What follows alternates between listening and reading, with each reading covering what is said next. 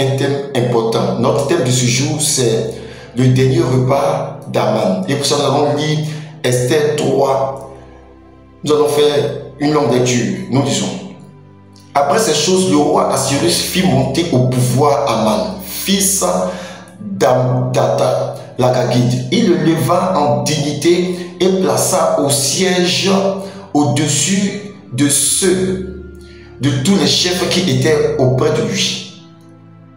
Tous les serviteurs du roi se tenaient à la porte du roi, fléchissaient le genou et se prosternaient devant Aman, car tel était l'ordre du roi à son égard. Même Mardochée ne fléchissait point le genou et ne se prosternait point. Et les serviteurs du roi qui se tenaient à la porte du roi dirent à Mardochée: pourquoi transgresses sur l'ordre du roi? Comme il lui répétait chaque jour et qu'il ne les écoutait pas, il en fit un rapport à Aman pour voir si Mardochée persisterait dans sa résolution, car il avait dit qu'il était juif. Et Aman vit que Mardochée ne se prosternait point, ne fléchissait point le genou et ne se prosternait point devant lui. Il fut rempli de fureur, mais il dédaigna de porter la main sur Mardochée seul, car on lui avait dit de quel peuple était Mardochée. Il voulut détruire le peuple de Mardochée, tous les juifs qui se trouvaient dans le royaume d'Assuérus. Au premier mois, qui est le mois de Nissan, la 12e année du roi Assuérus, on jeta le pour, c'est-à-dire le sort, devant Aman, pour chaque jour, pour chaque mois, jusqu'au 12e mois, qui est le mois d'Adar. Alors Aman dit au roi Assuérus: il y a dans toutes les provinces de ton royaume, un peuple dispersé, qui à part parmi les peuples ayant des lois différentes à celles de tous les peuples, n'observe point les lois du roi. Il n'est pas dans l'intérêt du roi de les laisser en repos. Si le roi trouve bon qu'on écrive l'ordre de les faire périr, je pèserai 10 000 talents entre les mains des fonctionnaires pour qu'on les porte dans les trésors du roi. Et le roi ôta son anneau de la main et le remit à Aman, fils d'Amdata l'Agagite, ennemi des Juifs. Et le roi dit à Aman: l'argent t'est donné, ce peuple aussi, fais-en ce que tu voudras. Amen. Ici, nous le savons, il s'agit d'Aman. Aman a été élevé en dignité par le roi sur tous les chefs qui étaient, sur tous les princes qui étaient auprès de lui. Le roi donna un ordre important à tous les chefs qui étaient là de se prosterner devant Aman. Chose que Mardochée refusa. Mardochée refusa de se prosterner devant Aman parce qu'il connaissait un tant soit peu de quel peuple Aman venait. Donc il refusa de se prosterner devant Aman. Donc les compagnons de Mardochée qui étaient à la porte du roi, les compagnons de Mardochée reprit Mardochée pour lui dire: mais pourquoi est-ce que tu n'obéis pas à l'ordre du roi? Mardochée n'a pas répondu. Mardochée n'a pas donné une explication du pourquoi de son refus de se prosterner devant Aman. Mais Mardochée simplement ne respecta pas plutôt cette partie de se prosterner devant Aman. Donc, ses compagnons ayant vu cela, ont fait part à Aman du fait que Mardochée ne se prosternait pas. Du fait que Mardochée ne se prosternait pas. Chose qui déplut fortement à Aman. Aman vérifia de par lui-même. Est-ce que c'était vrai que Mardochée ne se prosternait pas devant lui? Effectivement, lorsque Aman vérifia, il vit que Mardochée ne se prosternait pas devant lui. Et cette situation le mit vraiment en colère. Et lorsque ils sont mis en colère, Aman chercha à savoir de quel peuple était Mardochée. Lorsqu'il sut que Mardochée faisait partie du peuple juif, Aman s'est rappelé qu'au temps de Saül, Dieu avait demandé à Saül de détruire un certain peuple. Le peuple d'Aman. Le peuple d'Aman, l'Agagite. Le peuple d'Aman. Dieu avait demandé à Saül de détruire ce peuple. Mais Saül n'a pas détruit le peuple, mais il a laissé vivre le roi, laissait vivre le roi. Certainement que dans cette légèreté, dans cette désobéissance, la femme du roi a dû certainement fuir avec un descendant de ce roi-là, Agag. Elle a dû certainement fuir avec un enfant d'Agag, d'où Aman. Donc Aman, ayant connu l'histoire de la destruction de son peuple par le peuple juif, et ayant su de quel peuple que Mardochée vint, Aman, il a dit la Bible, Aman ne s'est pas contenté de détruire Mardochée seul. Puisqu'il connaissait le peuple de Mardochée, il résolut de détruire tout le peuple juif. À cause de ce qui s'était passé au temps du salut, il a voulu se venger son peuple en exterminant, comme Saül l'a fait, en exterminant également tout le peuple juif. C'est ce qu'Aman a voulu faire. Mais avant qu'Aman se mette en action, la Bible nous dit au verset 7 de ce même d'Esther 3 là, au verset 7, la Bible nous dit que au premier mois, qui est le mois de Nissan, la deuxième année du roi Assyrus, c'est-à-dire le premier mois de l'année, Aman est parti consulter. Lorsque Aman consulta, il a consulté, sa consultation alla sur presque 1 an. Il a consulté pour qu'on jette devant lui le sort pour chaque jour, pour chaque mois, jusqu'au 12e mois. C'est-à-dire qu'Aman, en allant consulter, a consulté de telle sorte que chaque jour soit contrôlé par la divinité qu'il adore. Pour que chaque jour soit influencé par la divinité. Aman savait que le peuple juif était un peuple spirituel. Aman connaissait l'histoire du peuple juif. Aman savait que pour atteindre ce juif, il fallait rentrer dans le spirituel. Aman savait de quel peuple était Mardochée. C'est pour ça qu'Aman est parti consulter. Aman est parti consulter afin que spirituellement le roi lui donne l'autorisation, l'autorisation de détruire le peuple juif. C'est pour ça qu'Aman alla consulter pour chaque jour, pour chaque mois, jusqu'à la fin de l'année. C'est-à-dire de janvier, si on veut calculer ici, de janvier jusqu'à décembre, Aman a pris le temps de préparer un temps soit fait son année en vue de détruire le peuple juif. Et lorsque Aman a consulté, ils ont jeté le pou devant lui, c'est-à-dire que devant lui, ils ont préparé son chemin déjà. Aman a pris le temps de préparer son chemin avant de se lancer dans cette quête de destruction du peuple.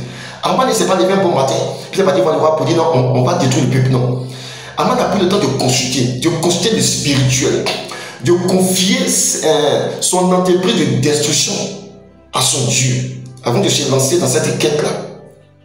Et la Bible nous dit que lorsque Aman est parti consulter, lorsqu'il finit de consulter et de confier son année entre les mains de son Dieu, automatiquement Aman se rendit vers le roi. Aman n'a pas tardé.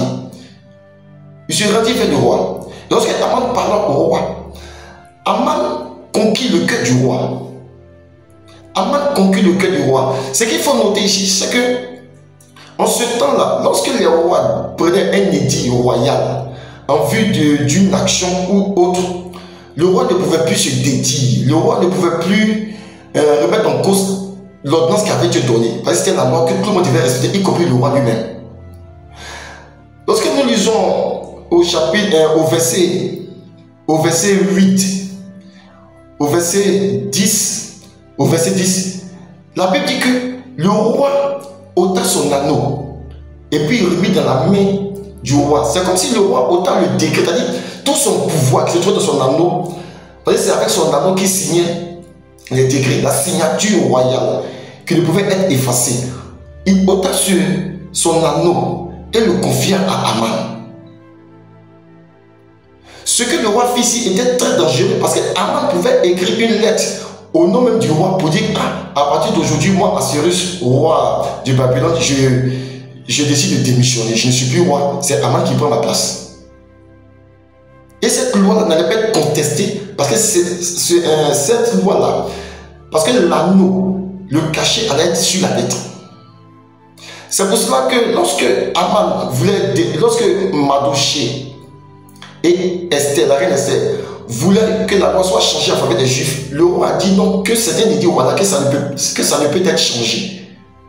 Ça veut dire que tellement Aman a préparé son année, il a préparé son coup en vue de la décision du peuple, il a pris le temps d'envoûter le roi, il a pris le temps de consacrer son action à sa divinité, à son Dieu, avant de se lancer là-dedans. Donc le roi a posé une action comme s'il était aveugle. Il était sous l'emprise d'Aman. Il était sous l'emprise d'Aman. Pendant ce temps, le peuple juif vivait tranquillement à Babylone. Le peuple juif n'avait aucune notion de ce qui se passait dans le secret. Le peuple juif vivait sa vie, sa routine, il vivait comme d'habitude. Il vivait comme d'habitude, ne se souciant même pas de ce qui se passait. Le peuple juif était ignorant du dessein d'Aman. Les choses se passaient dans le secret. Les choses se passaient dans le secret. Aman savait, et effectivement, Aman et le peuple juif savaient que, pas Aman, Mardochée plutôt, le peuple juif savait que Aman était l'ennemi du peuple. Et il savait que Aman était auprès du roi. Le peuple juif avait connaissance de cela. Au lieu de prendre un moment ou d'être vigilant du fait qu'un ennemi est auprès du roi et que cet ennemi a pu influencer le roi, le peuple juif ne le fit pas. Le peuple juif n'a pas pris le temps de prier Dieu pour que Dieu puisse écarter Aman. Ils ont attendu lorsque Aman, dans sa mauvaise pensée, fit cette lettre pour la destruction du peuple. C'est là que le peuple juif comprit qu'il était nécessaire de prier. Sinon, avant ça, il voyait Aman qui était auprès du peuple, mais il ne réagissait pas. Il se disait, bon, ils ne considéraient pas en fait. Ils n'ont pas vu Aman comme une menace. Pourtant, ils savaient de quel peuple il venait. Donc, ils n'ont pas pris le temps de préparer cette situation. Dieu, sachant cela, a permis que Esther soit prise comme reine. Esther soit prise comme reine. Parce que Dieu savait ce que Aman préparait dans l'ombre. Il préparait dans l'ombre. Dieu le savait. Donc Aman, de par sa magie, de par sa façon de faire, de par sa consultation, conquit le cœur du roi. Les choses avançaient, parce que nous lisons le chapitre 4 jusqu'au verset 7. Aman était impatient de voir le peuple juif être détruit. Et lorsqu'il passait, à chaque fois, il voyait Mardochée toujours ne pas vouloir se prosterner devant lui. Et cela le mettait vraiment en rogne. Il était vraiment très fâché. Et lorsqu'il consulta sa femme, lorsque vous lisez l'histoire, il consulta sa femme et les sages qui étaient dans sa maison pour voir dans quelle mesure il pouvait tuer Mardochée. Donc sa femme et les autres, connaissant le peuple juif, il donna ce conseil à Aman. Il donna ce conseil à Aman d'établir vraiment une potence afin de prendre Mardochée. Mais en temps, lorsque l'édit royal est sorti, le peuple juif s'est rendu compte de la gravité de la chose. Donc, comme Dieu avait placé Esther auprès du roi, Esther comprit que pour régler la situation, il fallait également rentrer dans le spirituel. Parce que le roi était sous l'influence démoniaque, sous l'influence d'Aman et de son Dieu. Esther comprit que pour que le roi puisse sortir de cela, de cette influence-là, ordonnant au peuple juif de prendre un moment de jeûne, afin de détruire le sortilège, afin qu'elle puisse se présenter également devant le roi et plaider pour la cause des Juifs. Elle comprit qu'il fallait rentrer dans le spirituel. Elle a compris que si elle parlait, non seulement ayant ou partant allant devant le roi, sans s'être préparé, elle allait tomber sous le coup de la loi. Sachant cela, elle a pu prendre un moment également pour influencer le roi. Donc c'est ce qu'elle fit, ainsi que tout le peuple. Lorsque le moment est arrivé, elle a fini son moment, elle est partie voir le roi. En entrant dans la salle, je m'imagine un peu, en entrant dans la salle, le premier jour, elle ne pouvait pas dire au roi ce qui se passait parce qu'elle a vu, elle a certainement discerné que trop de choses étaient faites, donc elle ne pouvait pas certainement dire au roi le premier jour. Elle a dit au roi de revenir le lendemain. Mais en tant qu'elle invitait Aman, c'est-à-dire ce que Esther, la stratégie que Dieu donna à Esther, c'était d'isoler Aman et le roi. Elle n'a pas invité les princes. Elle n'a pas invité les princes. Parce que même les princes étaient sous l'influence d'Aman. Les princes craignaient Aman. Comme le roi était au-dessus, chez les princes, c'est tellement que les princes allaient chercher à défendre le cas d'Aman. Donc la stratégie que Dieu lui donna, elle évita que Aman, l'ennemi, et son époux, le roi. Lorsqu'elle invita les deux, Aman, comme d'habitude, aimait la gloire, aimait être vu, il aimait les honneurs. Il aimait les honneurs. Il aimait les honneurs. Donc, Esther, connaissant la faiblesse d'Aman, elle invita au festin. Mais avant d'arriver au festin, au dernier repas d'Aman, nous voulons dire que lorsque la femme d'Aman et les sages de sa maison lui donnent le conseil de construire une potence, Aman effectivement exécuta ce que ses amis lui avaient dit. Donc Aman se rendait dans la maison du roi afin d'accélérer la mort de Mardochée. Aman a vu que c'était trop long, il fallait accélérer. Donc, après le conseil, il est parti voir le roi. Donc, il était dans la cour. C'est-à-dire que Aman alla voir le roi. Lorsque vous lisez, vous remarquez que le même jour, le roi a perdu le sommeil. D'habitude, le roi dort, mais précisément ce jour-là, le roi a perdu vraiment le sommeil. Donc, Aman est parti voir le roi, certainement aux environs de 4 h du matin ou 5 h du matin. Parce que lorsque le roi, lorsqu'ils ont lu les chroniques au roi, parce que le roi n'avait pas sommeil, donc le roi a demandé à ce qu'on lui fasse la lecture, de lui relater un peu les choses de son royaume. Donc ça, précisément, ils sont tombés, Dieu a permis qu'ils puissent tomber sur la partie où Mardochée sauva le roi. Où Mardochée précisément sauva le roi. Dieu était au contrôle de toutes choses. Parce que le peuple juif s'était retiré dans la prière. S'était retiré dans la prière. Donc, le peuple chercha Dieu. Le peuple chercha Dieu. S'était retiré dans la prière. Donc, ce jour-là, Aman alla voir le roi.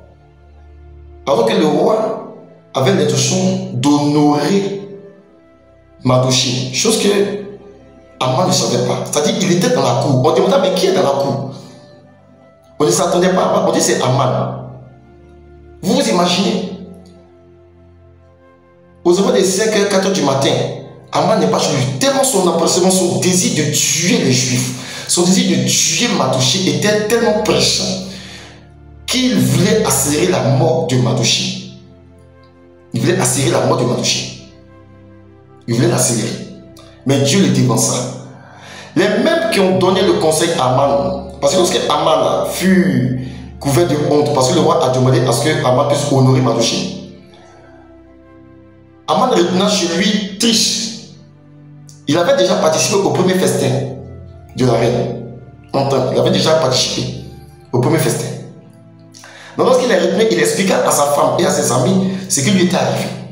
Sa femme et ses amis disent, ceux qui l'encourageaient à bâtir la potence là, lui disent que Aman, si ce Mardochée là fait partie du peuple juif là, c'est que toi là tu es perdu, c'est que c'est fini pour toi. Comme s'ils ne savaient pas auparavant que Mardochée faisait partie du peuple juif. Et tous savaient que Mardochée faisait partie du peuple juif. Mais donc encourager Aman dans cette situation. dans cette folie. Les mêmes qui l'ont conseillé, les mêmes ont prophétisé sa déchéance. Les mêmes ont prophétisé même sa mort, sa pète. Pendant qu'il était en train de discuter avec sa famille, avec ses camarades, on vient l'inviter. Les serviteurs du roi viennent inviter Aman. Aman, la reine t'attend. Aman était content, c'est moi qui l'ai dit à sa femme, tu vois, je suis le conseiller du roi. Malgré tout ce qui, c'est vrai que j'ai un différent avec ce juif-là, mais je suis le favori du roi. Regarde, la reine a préparé un repas pour moi. Elle a préparé vraiment un repas pour moi. Alors que pendant ce temps, pendant qu'Esther préparait le repas, le dernier repas d'Aman, Esther savait que ce jour-là, elle avait dit au roi ce qu'il y avait dans son cœur. Donc le repas qu'elle a préparé pour Aman, et le roi était différent de tous les repas. C'était différent de tous les repas. C'est tellement que quand Aman est venu, elle a gavé Aman. Elle a nourri Aman comme si de rien n'était. Aman était joyeux. Aman était heureux. Alors qu'il ne savait pas que c'était son dernier repas. En tant qu'être humain sur la terre, il ne savait pas que c'était son dernier repas. Et Aman, pendant qu'il mangeait, il était heureux. Il était en train de déguster. Je m'imagine un peu le festin du roi. Le roi, ce n'était pas un petit festin avec les vins vraiment travaillés, raffinés. Pendant ce temps, le roi demande à la reine Esther, au fait, quel est ton souci? Si c'est la moitié de mon royaume, je vais te donner. Mais quel est mon souci? Quel est ton souci? La reine lui explique la situation. Pour dire mon souci là, moi je vais être en vie, moi et mon peuple. Que nous avons été vendus. Que si c'était même pour être esclave, c'était mieux. Mais nous avons été vendus pour être détruits. Le roi rentre dans une colère noire. Rentre dans une colère noire. Aman ne savait pas ce qui s'est passé. Il mangeait tranquillement. Lorsque le roi demanda à la reine qui était l'ennemi, qui avait osé poser une telle action, elle dit c'est Aman. J'imagine Aman qui avait la cuisse de poulet dans sa bouche, en train de croquer même les os. J'imagine devant cette phrase-là, l'ennemi c'est Aman. J'imagine un peu la scène. Aman qui avait la chair de poulet dans sa bouche avec les os. C'est tellement à tousser. Il a enlevé ça dans sa bouche. Il a tellement toussé. Pour dire non, je n'ai pas. Mais qu'est-ce qui se passe? Le roi dit, mais qui est l'ennemi? C'est Aman. Voici ce qu'il a fait. Voici ce qu'il a fait. Je vous assure. Je suis sûr que ce jour-là, Aman a perdu l'appétit. Aman a perdu l'appétit. Son dernier repas fut amer pour lui. Fut amer pour lui. Je me demande même, parce que généralement, lorsque il y a des choses terribles, on a pu dire que le ventre commence à tourner. Certains diront même que ça donne de la diarrhée. Parce que tellement Aman s'est rendu compte que ça pète là, que là, la sécurité est quelque chose de sa vie. Son dernier repas fut très amer. J'imagine le premier repas, c'est-à-dire au premier festin, lorsqu'ils ont appelé, il est venu à manger, il était tranquille, il était content même. Peut-être qu'il a fait, peut-être même qu'il a pris sachet pour rentrer chez lui. Peut-être même qu'il a fait emporter. Parce que tellement le repas était succulent. C'était un festin du roi, c'est pas n'importe quel repas, c'est tellement qu'il a fait emporter.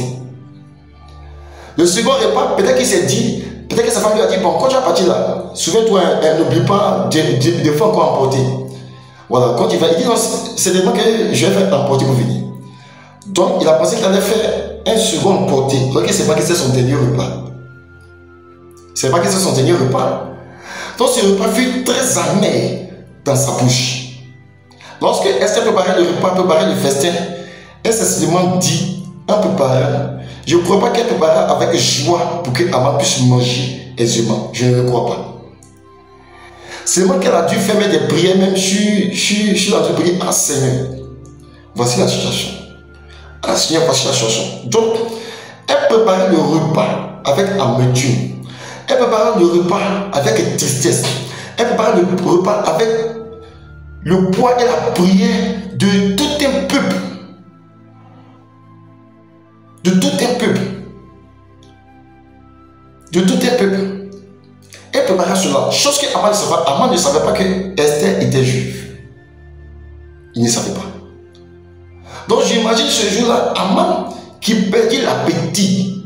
Parce que la Bible dit que lorsque, au chapitre 7 d'Esther, lorsque le roi a entendu cela, il fut rentré dans une colère. Il rentra dans une colère. Qu'il quitta même le lieu. Aman vu que sa pète était déjà finalisée. Sa pète était finalisée. La Bible dit qu'Aman s'est accroché à la reine et ça de la supplier. Vous voyez, Aman était en train de manger. Aman n'avait pas lavé sa main. Le dernier repas d'Aman. Il n'avait pas. Tellement c'était chaud, il savait qu'il allait périr. Il n'a pas pris le temps de laver sa main. Il a attrapé la reine, en train de supplier la reine, afin qu'il ait la vie sauve. Il n'a pas lavé sa main. C'est-à-dire que si la reine Esther était en robe blanche, tache de poulet là, qui était sur sa main là, il a mis ça sur la reine.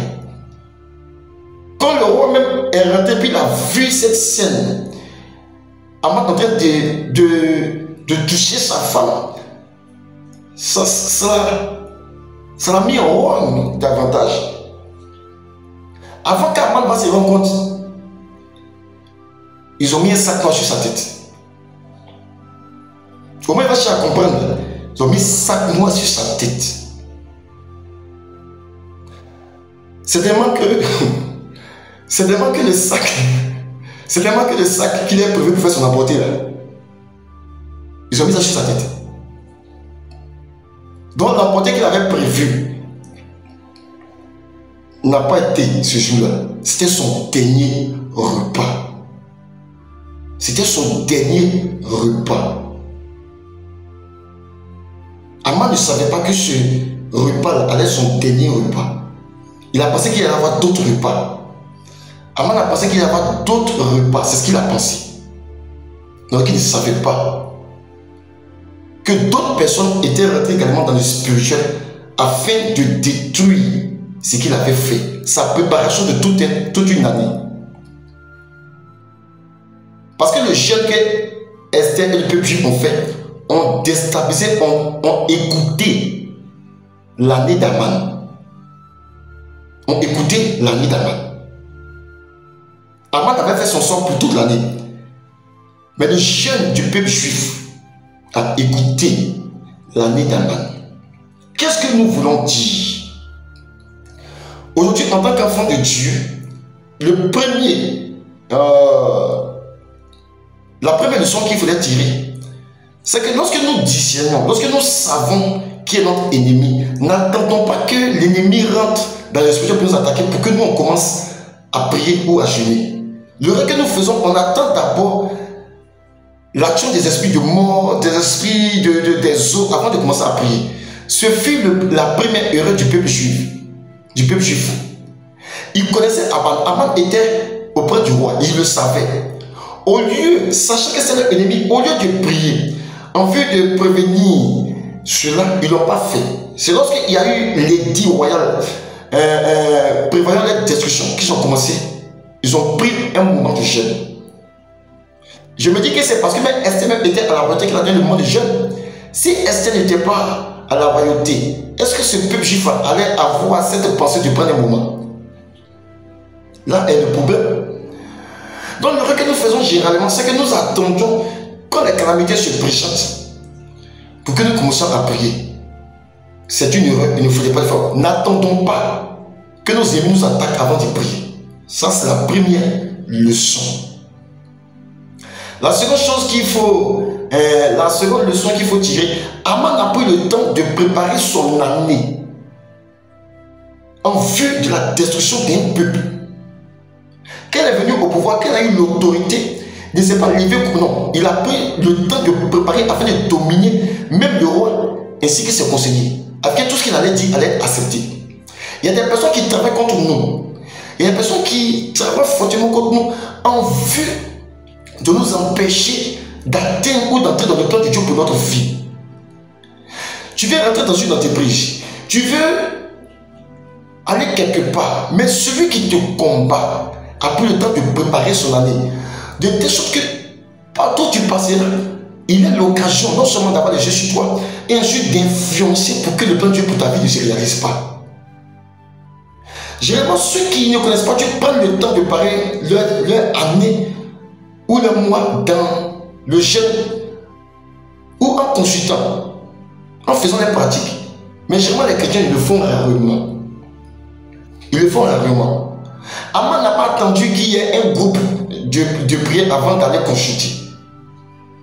Aman n'a pas été consulté sur la vie de préparer son année. Mais nous ne consultons pas Dieu.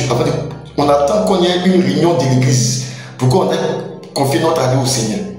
S'il n'y a pas ça, nous-mêmes de façon personnelle, on ne fait pas ça. Alors que le sorcier, alors que le mystique n'attendra pas qu'il y ait un groupe pour préparer son année, il le fait seul. Il le fait seul. Mais le reste des chrétiens, c'est qu'ils ne font pas, ils attendent d'abord, quand c'est collectif, ils font. C'est une erreur. La deuxième leçon, il ne faudrait pas attendre. Il faut préparer son année. Il faut préparer ses journées. Il faut préparer ses journées. Parce que pendant que nous dormons, tout prépare la journée à notre place. La Bible dit que, dans Proverbe, la Bible dit que la vie s'élève par la bouche des hommes droits.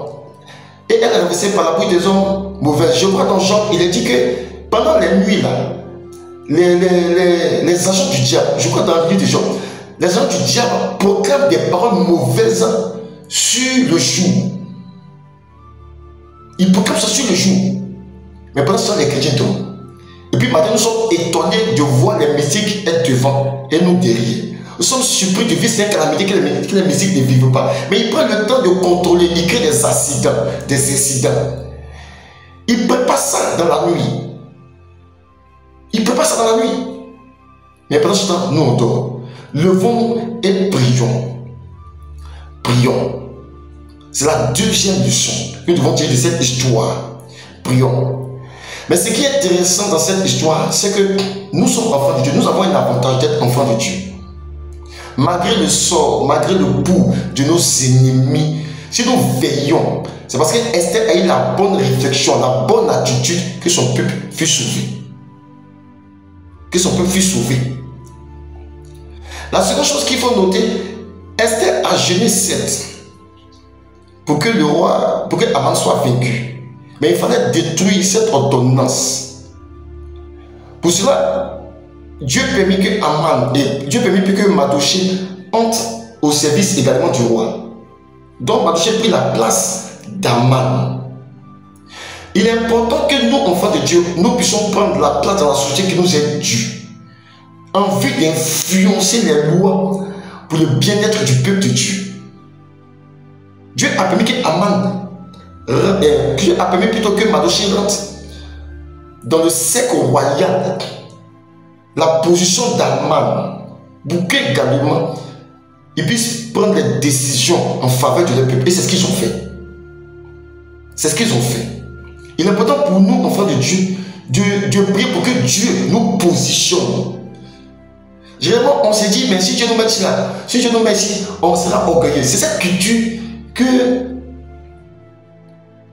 généralement les chrétiens ont. Donc ils refusent d'aller au sommet. Ils refusent d'être ministres. Lorsqu'ils sont ministres, généralement même, ils se compromettent. Parce qu'ils ne savent pas pourquoi ils sont ministres. Ils ne savent pas pourquoi ils sont députés. Ils ne savent pas pourquoi ils sont maires. Ils pensent qu'ils sont maires pour se faire de l'argent. Ils pensent qu'ils sont élevés pour se faire une place au soleil. Alors que Dieu les a mis là précisément pour faire du bien au peuple de Dieu. C'est ce qui est dommage dans l'élévation généralement des chrétiens. Quand Dieu les positionne, ils oublient ou ils ne réalisent pas la position. Ils pensent que c'est le fruit de leur travail qui les a amenés là. Alors que c'est Dieu qui les a amenés là. C'est ce qu'ils ignorent et c'est dommage. Nous voulons exhorter le peuple de Dieu à prendre conscience de ces réalités. Nous sommes enfants de Dieu. Il est important pour nous d'occuper certains postes pour le bien-être du peuple de Dieu. Parce que lorsque certains dirigeants voudront attaquer le culte de Dieu, qu'il y ait des personnes qui disent non, soit l'Assemblée nationale et autres qui disent non, que nous n'est pas d'accord, voici. C'est très important. C'est très important. Et nous voulons dire au passage à tous ceux qui combattent l'église, tous ceux qui vont regarder cette vidéo, qui combattent l'église, chaque ennemi d'enfant de Dieu a un dernier repas. C'est notre thème de ce jour. Chaque a un dernier repas. D'habitude, vous avez l'habitude d'attaquer les enfants de Dieu. Dieu ne vous frappe pas parce que Dieu est amour. Ce que Dieu recherche, c'est votre repentance, c'est votre salut. Mais il y a des limites à ne pas franchir. D'habitude, vous attaquez les enfants de Dieu, vous revenez, vous mangez chez vous, vous êtes à l'aise. Mais il y a un dernier repas pour vous. Et le dernier repas sera très amer pour vous. Parce que le jour où vous prenez votre dernier repas, vous ne saurez pas que c'est votre dernier repas. Hein? Et puis ensuite, vous allez décider d'aller attaquer l'enfant de Dieu. Ce jour, vous resterez. Donc mon conseil pour vous ce jour, c'est de donner votre vie à Jésus-Christ. Aman a refusé d'être l'ami des Juifs. S'il avait été ami des Juifs, il n'allait jamais avoir de problème. Il allait vivre sa vie tranquillement. Mais il avait coûte que coûte fait du mal aux Juifs. Et c'est une Juive qui lui a donné son dernier repas. C'est une Juive qui lui a donné son dernier repas. Et le dernier repas fut amer dans sa bouche. Tout comme Judas. C'est Jésus qui a pris le pain, puis l'a mis dans je ne sais pas si c'est dans le vin là, et puis l'a donné à Judas, le dernier repas de Judas. Ça n'a pas fait du bien à Judas. Quand il a pris le repas, il a mangé, le diable est rentré en lui. Et ça l'a conduit à sa pète. Le dernier repas d'Aman ne lui a pas été profitable. Le dernier repas de Judas ne lui a pas été profitable. Le dernier repas du roi Belshazzar à Babylone ne lui a pas été profitable. Il organisait sa fête. Son dernier repas ne lui a pas été profitable. Parce que son dernier repas fut sa pète. Fut sa pète. Dans quelles circonstances prendras-tu ton dernier repas? Prendras-tu ton dernier repas étant ennemi de Dieu ou étant enfant de Dieu? Parce que tout être humain est appelé à quitter cette terre. Et chaque être humain a un dernier repas. Aman, son repas l'a conduit, son dernier repas l'a conduit à la pète. Mais ton dernier repas te conduira où? Nous sommes appelés à quitter cette terre. Et nous avons tous droit à un dernier repas. Tous ceux qui sont ici avant nous ont eu droit à un dernier repas. Ils ont mangé la veille, c'est le dernier repas. Ils sont morts le lendemain. Le dernier repas d'Aman. Du dernier repas. C'était cela notre thème de ce jour. Nous voulons exhorter, comme nous l'avons dit, le peuple de Dieu, non seulement à veiller, à ne pas attendre les calamités avant de se lancer dans la prière. Et nous voulons dire également à tous ceux qui attaquent les enfants de Dieu, tous ceux qui les persécutent, de se tourner vers le Seigneur, à se repentir. Donc, ayant entendu ce message, Aman a consulté, il n'a pas pu arriver à ses fins, il est mort. Ayant entendu ce message, toi qui n'es pas converti, c'est parce que les Juifs, ils étaient le peuple de Dieu, que le jeûne qu'ils ont entrepris a abouti et fut protégé. Si on veut actualiser cela aujourd'hui, ils étaient enfants de Dieu. Mais toi qui n'es pas enfant de Dieu, qui travaille contre toi, Aman travaille contre les enfants de Dieu, il fut vaincu. Mais toi qui n'es pas enfant de Dieu, qui travaille contre toi? Qu'est-ce qui travaille contre toi? Tu n'as aucune idée de ceux qui travaillent contre toi. Donc ta vie ne tient qu'un fil, parce que des décrets sont pris pour ta destruction. Tu ne le sais pas. Des décrets sont pris pour ta destruction, tout comme le peuple juif. Mais quelle décision vas-tu prendre? Il y a longtemps que tu entends le message de l'évangile, les avertissements de Dieu, mais jamais tu as pris la décision de donner ta vie à Jésus-Christ. Je vais t'encourager ce jour à donner ta vie à Jésus-Christ. Parce que des décrets sont pris contre toi dans le secret, en vue de te détruire. Tu n'as aucune idée de ce qui se passe dans le spirituel. Tu es intelligent, tu as des diplômes, en tout cas, tu as une grâce particulière sur ta vie. Chaque être humain a une grâce à quelque chose que Dieu lui a donné, dont l'ennemi jalouse. Et quand l'ennemi jalouse, il suscite des personnes, des ennemis, afin de pouvoir nous détruire. Mais toi qui n'es pas enfant de Dieu, tu es exposé. Tu es exposé à la merci des Aman. Parce qu'il y a plusieurs Aman aujourd'hui. Tu es à la merci des Aman parce que tu as pris des personnes qui étaient intelligentes. Ils étaient à l'école. Et puis un coup, matin, tu as appris qu'ils sont devenus fous. C'est parce que quelqu'un a agi comme Aman pour la destruction de cette personne. Nous voulons donc nous encourager à prendre la bonne décision. Donc si tu n'as pas Jésus-Christ dans ta vie, que tu veux donner ta vie à Jésus-Christ, afin d'être sécurisé par Jésus-Christ, afin d'être protégé par Jésus-Christ, tu vas faire cette prière avec moi. Tu vas faire cette prière, c'est vrai, pour être protégé, mais le plus important, c'est le salut de ton âme. Parce que, comme je l'ai dit tantôt, chaque être humain a un dernier repas. Chaque être humain a un dernier repas. Un dernier repas. Vivant sur la terre. Donc, si tu veux donner ta vie à Jésus-Christ, afin de ne pas tomber sous le coup des amants, tu vas faire cette prière pour moi. Tu vas dire, Seigneur Jésus, je te demande pardon pour mes péchés. Je te demande pardon pour mes fautes. Aujourd'hui même, je te reçois dans ma vie comme Seigneur et Sauveur personnel. Écris mon nom dans ton livre de vie. Je reconnais que tu es mort sur la croix pour moi. Tu es ressuscité pour que j'aie la vie. Au nom de Jésus. Amen. Sache que si tu as fait cette prière sincèrement, Dieu a pris acte de ta prière. Sache que désormais tu es enfant de Dieu.